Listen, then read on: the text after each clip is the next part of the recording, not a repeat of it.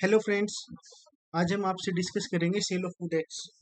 Cell of good act 1913 means की आज़ादी से पहले का एक्ट है जिसको हमने हमारी गवर्नमेंट ने कंटिन्यू किया। Sale of good act 1930 govern the contract relating to sale of goods. The contract for sale of goods are subject to general principle of law relating to contract. Means की जो sale of good act के provision है these will be subject to the provision of Indian contract act. The sale of good act apply to a contract only if the ownership of goods is transferred. So ये उसी case में apply होगा जब ownership of goods transfer होती है from one person to another. अगर ownership transfer नहीं होती है तो ये इस एक्ट के प्रोविजन अप्लाई नहीं होंगे। So the sale of good act shall not apply to bailment of goods, pledge of goods, contract of work and skill and any contract relating to immovable property. अब हम discuss करते हैं definition of goods की। Sale of goods में goods की क्या definition है, goods क्या होंगे? तो it means every kind of movable property. जो भी मूवेबल प्रॉपर्टी है वही गुड्स है। सो जो इमूवेबल प्रॉपर्टी है वो यहाँ पे कवर नहीं है, यानी कि वो आपका ट्रांसफर ऑफ प्रॉपर्टी एक्ट में कवर होगी immovable property. So every kind of movable property is goods and includes, ये स्पेसिफिकली बताया गया है कि stock and share, growing crops, grass and things attached to or forming part of land which are agreed to be severed before sale or under the contract of sale। यानी कि stock and share या growing crops है या grass है, घास है, या जो भी कोई भी चीज जो लैंड से अटैच है या फॉर्मिंग पार्ट ऑफ लैंड है जिसको कि सेल करने से पहले अलग किया जाता है, वो सब चीजें गुड्स हैं। और एक्सक्लूड्स क्या है, जो कि स्पेसिफिकली बता दिया गया है कि ये पार्ट नहीं होंगे, वो है actionable claims and money in circulation. Currency या मनी जो सर्कुलेशन में है वो गुड्स नहीं है। तो नीचे मैंने कुछ एग्जांपल मेंशन किए हैं, हमें वो देखना है कि क्या वो गुड्स हैं या नहीं based upon the definition. Like old currency notes, तो क्या currency notes, old currency notes हैं वो गुड्स हैं? जो इसमें एक्सक्लूड किया गया है वो मनी और करेंसी इन सर्कुलेशन को किया गया। तो जो ओल्ड करेंसी नोट्स मीन्स की वो सर्कुलेशन में नहीं है तो वो गुड्स हो गई। Rare coins, rare coin means की वो भी सर्कुलेशन के पार्ट नहीं है, सर्कुलेशन में नहीं है तो वो भी गुड्स हो गई। Patent, patent right, railway bridge. So railway bridge are forming part of land, लेकिन जब उनको सेल किया जाता है तो उनको अलग करके, लैंड से अलग करके नहीं सेल कर सकते। So that will not be the goods. अब हम बात करते हैं टाइप ऑफ गुड्स की। टाइप ऑफ गुड्स में यहाँ पे एक्ट में तीन चीजें मेंशन की गई हैं, एग्जिस्टिंग गुड्स, फ्यूचर गुड्स और specified goods. Existing goods are such goods which are in existence at the time of contract of sale. यानी कि जो कॉन्ट्रैक्ट ऑफ सेल कर रहे हैं, जब उनको सेल कर रहे हैं तो वो जो सेलर है उसके पोजीशन में है, उसके कंट्रोल में है, उसके पास अवेलेबल है, ready to transfer. Future goods means goods which are to be manufactured और produced after the contract of sale. इसमें ये जो इसकी डेफिनेशन है बड़ी इंपॉर्टेंट है, इस पर कई बार क्वेश्चन आया है। And specific goods means goods identified और agreed upon at the time of contract of sale. तो ये गुड्स के टाइप हैं। इसमें से एक क्वेश्चन मैंने देखा था फ्यूचर गुड्स पे, उसमें लिखा गया था कि future, what is the definition of future of goods.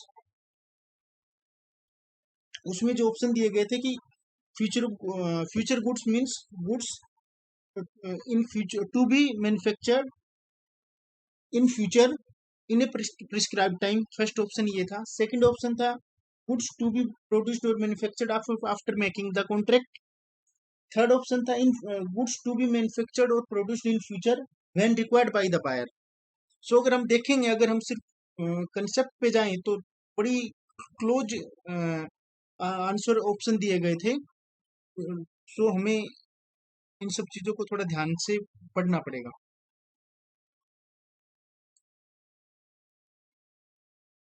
Second है, उसके बाद है contract of sale. A contract of goods is a contract whereby the seller transfer और agree to transfer the property of goods to the buyer for a price. यानी कि एक contract of sale क्या है, whereby the seller transfer और agree to transfer, यानी कि future के लिए भी हो सकता है, the property of goods to the buyer for a price. यहाँ पे प्राइस का होना जरूरी, यानी कंसिडरेशन का होना जरूरी है। There may be a contract of sale between one part owner and another, यानी कि वो अगर पार्ट ओनर है तो वो दूसरे पार्ट ओनर से कंसेंट लेके भी सेल ऑफ गुड्स का कॉन्ट्रैक्ट कर सकता है। ए सेल ऑफ कोई कॉन्ट्रैक्ट ऑफ सेल में भी एब्सोल्यूट और कंडीशनल, ये कंडीशनल भी हो सकता है, अनकंडीशनल भी हो सकता है। Contract of sale is a generic term which includes both sale and agreement to sale. In case of specific or as certain goods, the property in them is transferred to the buyer at the time when the delivery of goods has been made. There may be instant delivery of goods, pay or payment or both. Goods की delivery instant हो सकती है, उनकी payment भी साथ के साथ हो सकती है।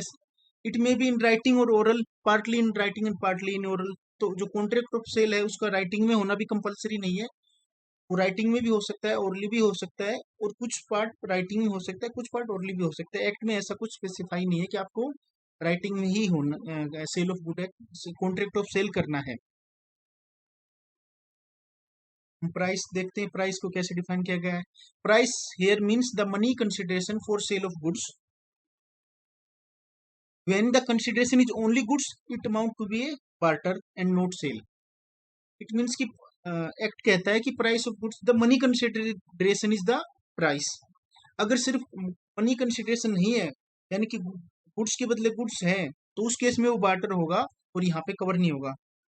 लेकिन अगर गुड्स प्लस मनी है, यानी कि मैं किसी को कोई गुड्स बेचता हूँ, उससे उससे भी कोई एक दूसरी आइटम ले लेता हूँ, प्लस कुछ पार्ट पैसों में ले लेता हूँ, तो क्या वो कंसिडरेशन होगा, मनी कंसिडरेशन होगा या प्राइस होगा? यस, क्योंकि यहाँ पे क्लियर लिखा हुआ है कि अगर गुड्स के बदले गुड्स है तो वो बार्टर है, प्राइस नहीं है। बात है doctrine of caveat emptor. In case of sale of goods, the doctrine caveat emptor means let the buyer beware. It means that buyer alone is responsible for checking the quality and suitability of goods before a purchase is made. ये जो doctrine है ये buyer को या purchaser को ही fully and solely responsible बनाता है to ensure that the quality and suitability of goods is appropriate to him. Let the buyer beware, buyer की ही सारी रिस्पॉन्सिबिलिटी यहाँ पे डिसाइड की गई है। The seller is under no duty to reveal unflattering truth about the goods. A buyer must buy goods after satisfying himself of their quality and fitness. Thank you.